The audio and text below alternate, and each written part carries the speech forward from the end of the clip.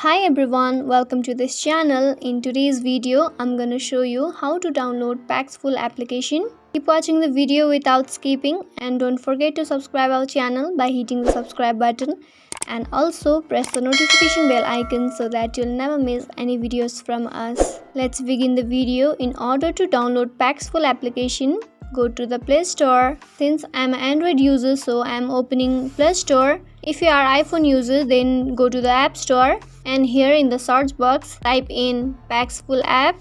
You can easily find the application. Now tap the install button. While installing or downloading the application, make sure to have a stable internet connection. Paxful is an online marketplace which enables sellers and purchasers to fulfill online and trade bitcoins.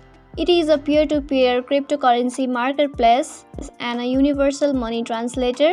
Paxful is powered by the people and blockchains and supports payment system for merchants and e-commerce. You can take Paxful wallet anywhere with your mobile app and trade bitcoins anywhere you go.